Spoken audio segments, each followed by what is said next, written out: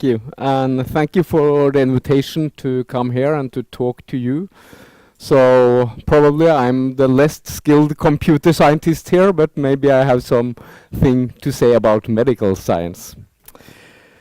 So I'm a gastroenterologist and endoscopist, and I have been working for approximately 25 years, so a little bit of experience. So what I always think it is important is look to the future, not like when it was in the psychiatric hospitals 100 years ago.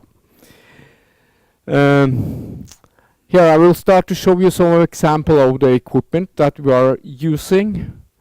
So this is an endoscopy stalk when you have mainly two main components. You have the light source, because you all know that inside you it's very dark, so we need a very strong lamp. It's a 300 watt xenon lamp, and then you have a video processor up here, and to have the image signal up on the screen. Oh, it was a little bit, yeah, it's here. So then we have the image of the bowel up here, and what we are using, it's the so-called endoscope, and mainly all endoscope are made the same way.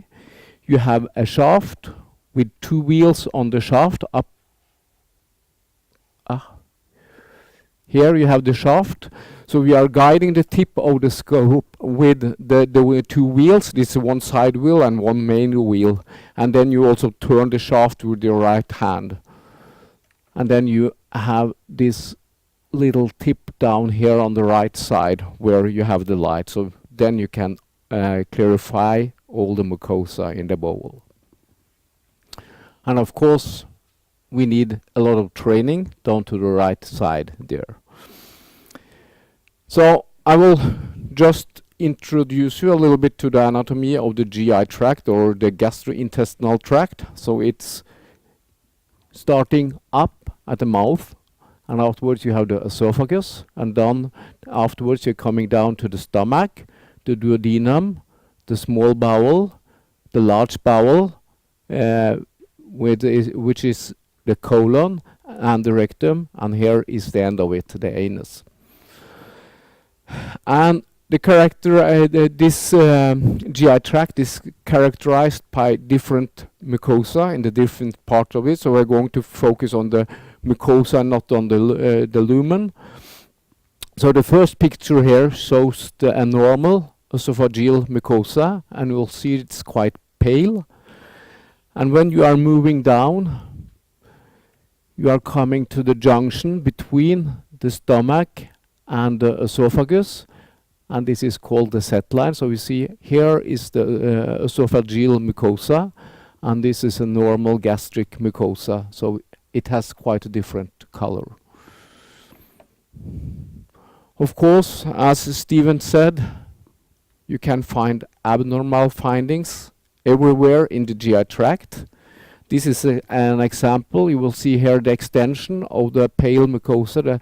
It's larger than from the previous picture. So this is a situation called Barrett's esophagus that predispose for esophageal cancer. When you are going further down, you are coming to the stomach. And here you will see this is an anatomical landmark. This is the pylorus, the junction between the stomach and the duodenum. And of course, you have some lesions here too. Here you have a gastric ulcer that is very common. And before, people were dying from it because it was bleeding and had huge operation. And maybe you have heard about it, that the Nobel Prize, it was 20 years ago, was allocated to people that discovered the Helicobacter pylori. So now the ulcers are treated by antibiotics and no more by surgery. I will drop the small bowel because it's rarely pathology in the small bowel, so we try to cover it with capsule endoscopy. And sometimes, if there is a huge suspicion of a lesion there, we perform enteroscopy, and then you have to push the endoscope further down compared to for a gastroscopy. So here is the colon. This is a normal colonic mucosa, and what is a little bit challenging with the mucosa for artificial intelligence is that the mucosa is slightly different in the right colon and in the left colon, and that it's mainly due to the fact that the wall in the right colon is much thinner, so it's approximately 2 millimeters thick, the wall, and then you will see the vessels much better than in the left colon, where the thickness is about 5 to 6 millimeter. And of course that affects the interpretation and what you are finding. And an essential finding when you have, for example, an inflammation in the bowel, in the large bowel, it's that the vascular pattern is more difficult to see. So if you don't know that the vascular pattern is better seen or easier to see in the right colon, you can misinterpret it if you see the same pattern as in the left colon. That might mean that there is an inflammation. So here is an example of an abnormal finding in the colon. This is a large polyp, and that we normally remove from the inside, so we're performing operation from inside, so we don't need surgeon that much anymore. Yeah. And just to tell you a little bit our daily work, what do we love? We think to look at endoscopic findings together, very attentive to try to find subtle small changes. That is really very nice, I'm very happy. Still, we miss a lot. And also we like to train together. This is from a training course in endoscopy. And of course, an essential part of our work is to explain to the patient what we suspect for a disease and what we find and what we need to do to cure them. The boring part of our work is that we are missing lesions. So for some patients, they will have a cancer some years afterwards because we have missed lesions, and that's not very funny. This is example of a cancer. I don't think we are missing lesions like that, at least if we have reached the lesion, but smaller lesions we can miss them. And cancer will take from 5 to 10 years to develop. We think it's boring to generate text reports, so Steven's initiative to generate automatic text reports, that is gorgeous. We really need it. But still, we don't like to read insufficient text reports because then we can't understand what was happening in the previous examinations. And of course, we are recording a lot of images during the examination, and not all of them are needed in the final report, and it's quite time consuming to select the correct images or the best images, and that is not very funny to sit and do. Yeah. This is just an example of a comprehensive text report, and of course it's not possible to make all this report automatic because a lot of the data are related to the patient and to the patient history, and that we need to enter manually. But what could be possible is to enter the description of the lesion and the images, and that will be very helpful for us. So this is an example of what we can have as images after an examination. You see there are a lot of images. Some of them are blurry here and not very useful. So we have to find the images to select. Here is an example of 2 polyps. And as I have already told you, there is a challenge that we are missing lesions, so we have to look very carefully. This is an example of 4 renowned experts in the world. They are all Japanese. The Japanese are the best endoscopists in the world, so we have to learn from them. And they use a lot of time to find lesions. But of course, I can't call Hironori Yamamoto every time I need some help. So if we can create a third digital eye to help us automatically, that will be very helpful and may improve the quality of the endoscopies.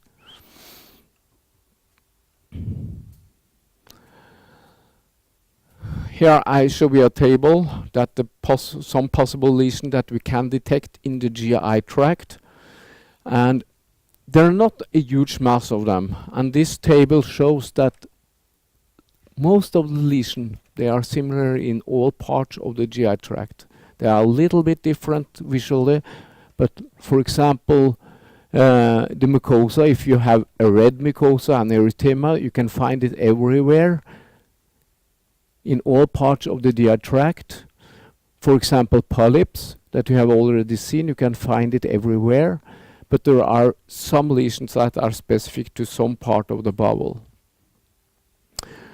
I think maybe it's easier to detect what is normal, because there are not so many differences. You have one mucosa in the esophagus, you have another in the stomach, and you have another in the small bowel, and a third one with some differences in the large bowel. So maybe it's easier to say when it's normal than tell what sort of lesion is it.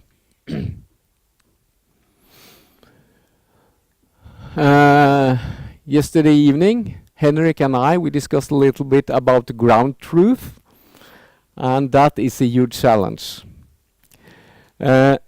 So what we need to do is to create 100% valid ground truth, and that is not obvious.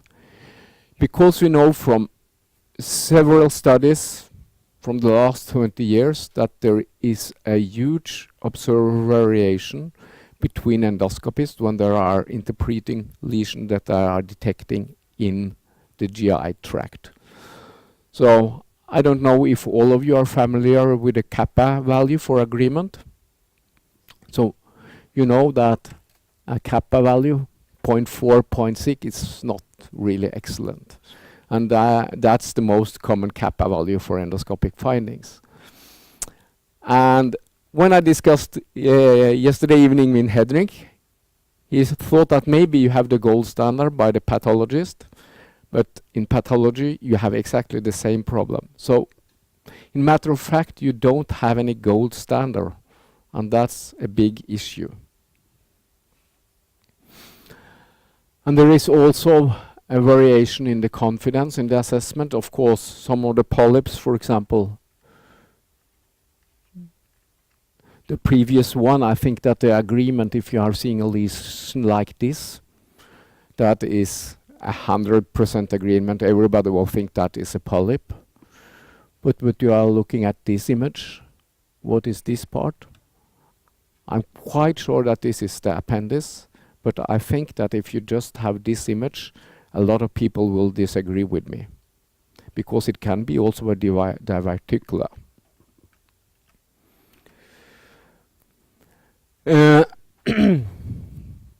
So, when we are working with it, how can we deal with it? What is our options? Should we only select lesions with a high degree of agreement? But then we will limit the number of lesions that we can use for training the algorithms. Should we try to more obtain consensus? Should we have more observers? That might be possibilities. Or is it possible to create some sort of methods for improved continuous improvement of the agreement when we are using different algorithms, detection algorithms? Another huge challenge is that it's taking a very long time to annotate the images, especially videos.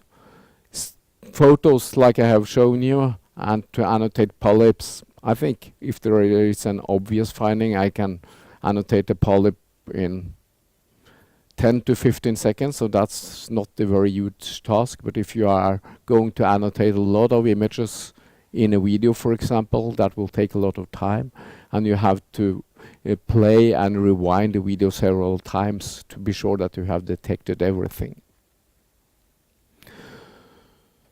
So, is it possible to create system for automatic detection, or can we train other people to do the annotation?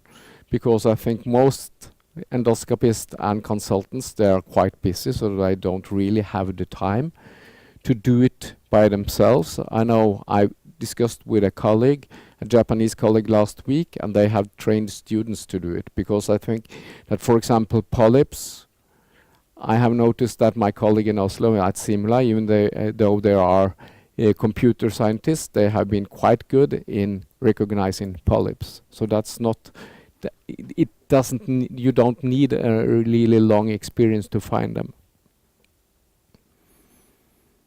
Yeah. So this is another time the same image as I showed you before with a polyp. So the delineation of the polyp is here, and it's I think 3 or 4 millimeters, but it's very difficult to assess because this is a 2D photo. Yeah. So here again, we need experts to validate the ground truth, and the more expert the people are, and the more experts you have to assess the images, the better it is. But of course, it requires a quite huge work task. So our needs, I think, it's to have systems supporting automatic detection and characterization. I haven't told you, but there are different way of classification for example, polyps of lesions. So for polyps, you have the Paris classification, and you have approximately 10 different categories of polyps based on the shape of the polyps, and that is important both for the prognosis and the way to remove them. And I think we will improve the quality of the reporting system if you have more automatic reporting of the findings.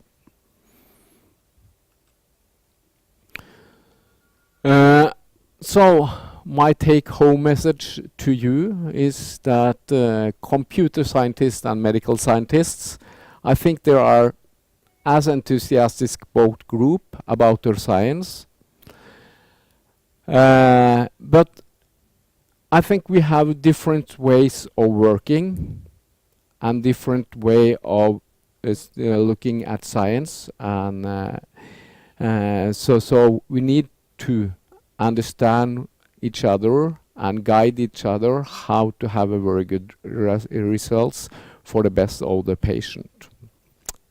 So thank you for your attention.